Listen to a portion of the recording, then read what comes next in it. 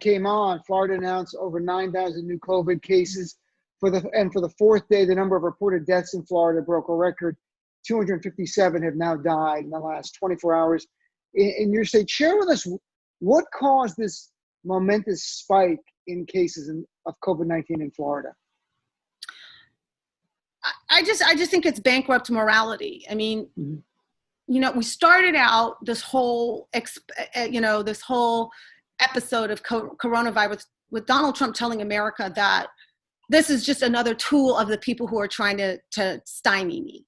Mm-hmm. And because the people whom he was talking to believe hook, line, and sinker that everybody in this world walks around with an intention to kneecap Donald Trump, when he framed it that way, it became very, very difficult to unframe it that way. Because once it's set in people's minds that it's an overreaction and it's, the deep state and hoax and all this, it's very, very difficult to walk that back. And it's almost impossible to walk that back if you refuse to ever admit you were wrong or that you lied, right? So what the GOP likes to do now is to be categorically wrong about something and then move on as if they never were categorically wrong about that thing.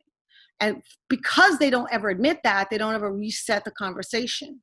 And they don't ever reset the minds of the listeners. So Trump decided that this was going to be something that was no big deal, and that and DeSantis, being his minion, was like, okay, I'm going to echo that message. He didn't want to stop spring break. I'm sure there were some business interests that told him, this would hurt our line, whatever. And I think I think it's fair to say they probably underestimated the virality and toxicity of this thing, as many, many people did, because it was new, it was novel, nobody knew what, and as they began to see how lethal it was, they didn't want to believe the scientists telling them that, they probably had to see it themselves.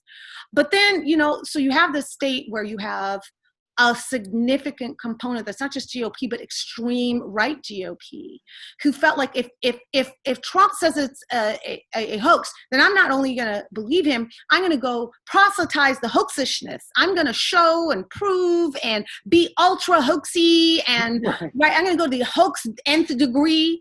I'm going to be as defiant as I can be to the libs.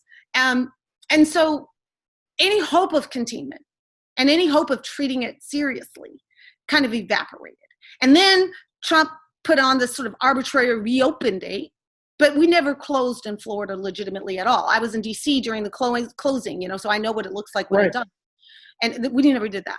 And so now the virus is spreading rampant throughout our state, and it's not containable, because to contain it, you have to modify behavior of a group of people who are defiant and unwilling to be modified for any reason, because they've bought into this narrative that to conform and to change behavior to make the state safer is to capitulate to the libs. And so it becomes this untenable situation. The thing that they don't understand, and I think this is something maybe your audience can take on, is that every argument about why they did what they did was based in economics, but it was a short-sighted, superficial peanut butter and jelly economics, right? Because the reality is Florida's the state that relies on tourism dollars more than any other state in the union. It is a full third of our revenue, right?